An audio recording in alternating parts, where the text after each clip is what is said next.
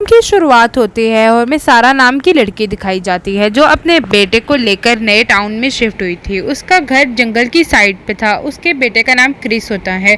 उसके हस्बैंड ने उसे छोड़ दिया था, इसलिए वो अपने बेटे के साथ अकेली रहा करती थी। रास्ते में वो गाड़ी चलाकर अपने बेटे को साथ लेकर जा रही थी। दोनों जाते हुए बहुत सारी मस्ती करते हैं।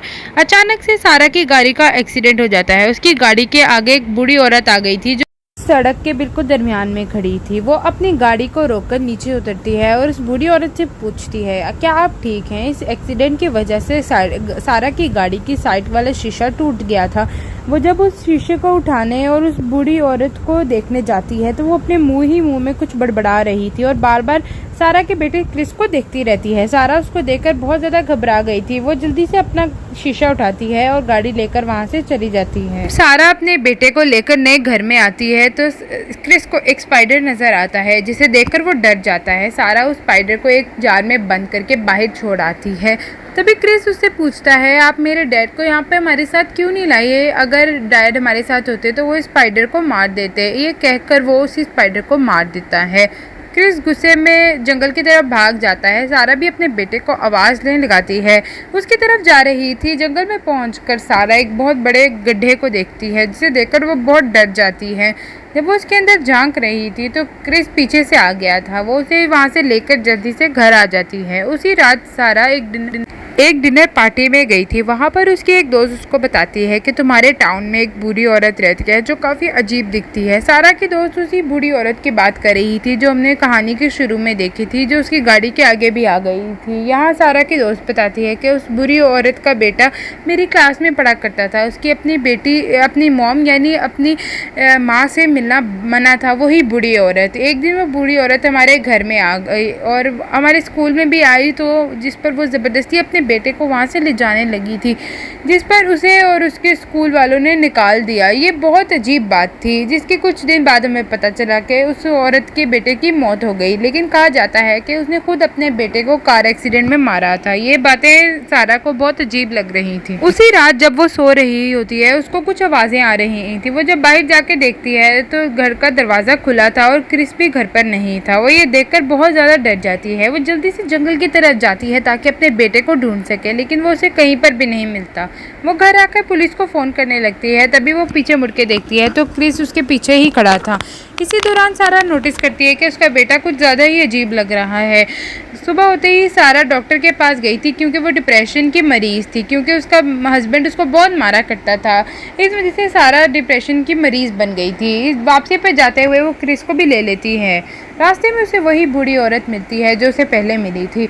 इस बार उसका हस्बैंड भी वहाँ पर था। सारा उसके हस्बैंड से जब बातें कर रही थी तो वो बूढ़ी औरत क्रिस के पास आती है और शीशे में खड़ी होकर पहले तो उसे गौर से देखती रहती है और फिर कहती है, ये सारा का बेटा नहीं है, ये क्रिस नहीं है। इतना कहकर वो बार बार अपना सर गाड़ी के शीशे पर दे मारती है। ये देखकर सारा बहुत घबरा गई थी, इसलिए वो बूढ़ी औरत का हस्बैंड भी उसे वहाँ से ले जाता है।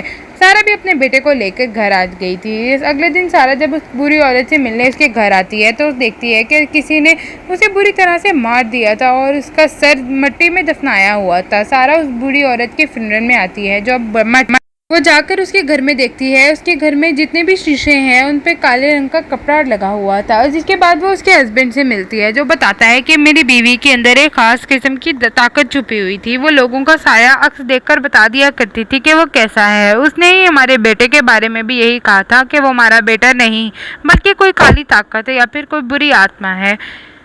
ये सारा ये सुनकर पूछती है कि वो उसकी मौत कैसे हुई थी। मैंने सुना है कि आपके बेटे की मौत हो चुकी है। वो बताता है कि एक्सीडेंट की वजह से जो मेरी गाड़ी से हुआ था। सारी बातें सुनकर सारा बहुत कंफ्यूज हो गई थी क्योंकि उसके दोस्त ने तो उसको बताया था कि उस बूढ़ी औरत ने अपने बेटे को मारा था। अगले दिन सारा जब अपने घर में क्रिस के साथ मिलकर खाना खा रही थी वो देखती है कि क्रिस का बर्ताव कुछ बदला हुआ है। वो खाना उससे नहीं हुआ करता था लेकिन फिर भी वो उसको बहुत शौक से खा रहा था। एक दिन सारा जब सुबह वॉक करती हुई जंगल की तरफ जाती है तो उसे अपने बेटे का गिरा हुआ सोल्जर टॉय खिलौना गिरा हुआ मिलता है। वो क्रिस से पूछती है, क्या तुम जंगल में गए थे? मैंने तुम्हें मना किया था कि वहाँ पर नहीं जाओ, लेकिन फिर भी तुम वहाँ पर गई। ये सुनकर क्रिस बहुत गुस्सा हो जाता है। वो वहाँ पड़ी टेबल को गुस्से में सारा की तरफ धकेलता है। अजीब बात यह थी कि सारा का बेटा बहुत छोटा था और इतने बड़े टेबल को उसने बहुत आराम से पीछे फेंक दिया था। रात को सारा जब नहाने जा रही होती है तो वो अजीब आवाज़ों को सुनती है जो क्रिस के कमरे से आ रही थी। जब वो उसके कमरे के पास जाकर देखती है तो हैरान हो गई थी। पर क्रिस बैठा स्पाइडर यानी मकड़ियाँ खा रहा था। इतना ही नहीं बल्कि उसका जिस्म भी अजीब तरीके से मुड़ा हुआ था। ये नज़ारा देखकर सारा बहुत डर जाती है और अगले ही दिन वो क्रिस को डॉक्टर के पास ले आई थी, जहाँ पर डॉक्टर उसका मुआयना करके बताता है कि तुम्हारा बेटा बिल्कुल ठीक है, इसे कुछ भी नहीं हुआ। सारा उसको लेकर वापस तो आ गई थी, लेकिन उसे अब ये लगने लगा था कि ये बच्चा उसका क्रिस नहीं है। वो जब टेबल पर बैठा खाना खा रहा था तो वो सारा के फेस को हाथ लगाता है जो चोट सारा के सर पे लगी हुई थी। क्रिस देखते ही देखते अपनी मॉम यानी सारा के जख्मों को हाथ डालकर खोल देता है। वो बहुत ज़्यादा तड़प रही थी, लेकिन बाद में पता चलता है कि यह तो सिर्फ एक ख्वाब था। अगले दिन स्कूल में क्रिस का फंक्शन होता है जिसमें सारा भी थी। वो उसकी क्रिस की परफॉर्मेंस के दौरान नोटिस करती है कि वो सिर्फ उसे ही देख रहा है। न जाने उसे क्या हो गया था, उसकी आवाज़ भी बदल चुकी थी। ये देखकर सारा को डर लगने लगा था, इसलिए वो हॉल से भागकर बाहर आ जाती है। थोड़ी देर बाद उसके बाद क्रिस की टीचर आती है जिसके साथ अब क्रिस भी था। सारा को उस पर शक होने लगा था, इसलिए उसने अपने बेटे के कमरे में कैमरा भी लगा दिया था, जिसके बाद वो जब कैमरा में वीडियोस को देखती है तो उसे पक्का ही यकीन हो गया था कि ये क्रिस उसका असली बेटा नहीं है। ये कैमरा सारा जल्दी से उस बूढ़ी औरत के हस्बैंड के पास लेके जाती है और उसे ये वीडियो देखने को कहती है, मगर उसने वीडियो को देखने से इनकार कर दिया था क्योंकि उसे डर था कि जो उसके बीवी और बेटे के साथ हुआ वही सब उसके साथ भी होगा, और कैमरा को तोड़ देता है क्योंकि उसे अपनी बेटे और बीवी की कही हुई बातें याद आ जाती हैं जो हमें कहानी में आगे जाके पता चलेंगी। इसके बाद सारा अपने घर आ गई थी। वो क्रिस को देखती है जो बेटा टीवी देख रहा था। वो सिर्फ ये चेक करने के लिए कहती है कि आओ क्रिस तुम्हारी फेवरेट गेम खेलते हैं, जो ये थी जिसमें सारा 3 तक गिनती और फिर क्रिस और सारा मिलकर अजीब से मुंह बनाया करते थे। लेकिन इस बार क्रिस कुछ भी नहीं करता। सारा को यकीन हो गया था कि तुम जो भी हो तुम क्रिस नहीं हो, तुम मेरे बेटे नहीं हो। और यहाँ पर क्रिस सारा को उठाकर पटकने लगता है, उसे दीवार में जोर जोर से मार रहा था, जिससे अब उसे यकीन हो गया था कि वो क्रिस नहीं बल्कि कोई बुरी ताकत है या फिर कोई क्रिएचर था। और बहुत ज़्यादा जख्मी होने की वजह से सारा बेहोश हो गई थी। जब उसे हल्का हल्का होश आता है तो वो खुद को ज़मीन पर गिरा हुआ देखती है। वो अपने घर के बाहर थी। वो बुरी ताकत जो क्रिस की शक्ल में थी वो उसके पास खुद बैठा खुदाई कर रहा था, जिसके बाद वो सारा को खींचकर उसके मुंह को उसमें दफना देता है। यहाँ वो पता चलता है कि उस बूढ़ी औरत को भी इसी बुरी ताकत ने मारा था, क्योंकि वो उसके बारे में जान चुकी थी कि ये असल क्रिस नहीं है। इसलिए वो कहानी के शुरू में क्रिस को गौर से देख रही थी। खैर वो बुरी ताकत सारा को दफनाने के बाद खुद बेहोश हो जाता है, क्योंकि सारा ने उसके खाने में बेहोशी की दवा मिला दी थी। सारा अब खुद को किसी तरह ज़मीन से बाहर निकालती है और उस बुरी ताकत को जो क्रिस की शक्ल में था उसे लेकर बेसमेंट में बंद कर देती है। और तब उसका अपने गाड़ी के टूटे हुए शीशे में असल चेहरा देखती है, जिसे देखकर वो बिल्कुल डर गई थी कि जो एक डीमन का चेहरा था। वो डीमन अब आहिस्ता आहिस्ता जागने लगता है और एक दफ़ा फिर सारा पर हमला करने लगता है। वो किसी तरह से अपने आप को बचाती है और अब बेसमेंट में बंद करके अब जंगल की तरफ भागने लगती है, जहाँ पर बहुत बड़ा गड्ढा था। वो उस गड्ढे के अंदर जाने का फैसला करती है क्योंकि उसे लग रहा था कि उसका बेटा यहीं पर होगा।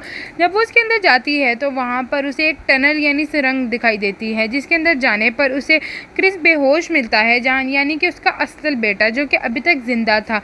वो उसको लेकर किसी तरह से टनल से बाहर आ रही थी, तो अपने पीछे बहुत सारे डीमन मॉन्स्टर्स को देखती है जिनकी शक्ल बहुत अजीब थी। वो बहुत सारे स्केलेटन और ढांचे पड़े हुए देखती है, मतलब ये डीमन बच्चों को खाया करते थे। वो किसी भी फैमिली से एक बच्चे को यहाँ पर लाकर अपने पास रख लेते और फिर उसका रूप लेकर उसकी फैमिली में शामिल हो जाया करते थे, जिस तरह क्रिस के साथ हुआ था। और उस बूढ़ी औरत के बेटे के साथ भी ऐसा ही हुआ था। उसने अपने बेटे को इसीलिए मारा क्योंकि उसे पता चल गया था कि जो उसके घर में रह रहा है वो उसका असल बेटा नहीं है बल्कि एक डीमन है जो उसके बेटे के रूप में है, लेकिन वो अपने असल बेटे तक कभी ना पहुंच सकी।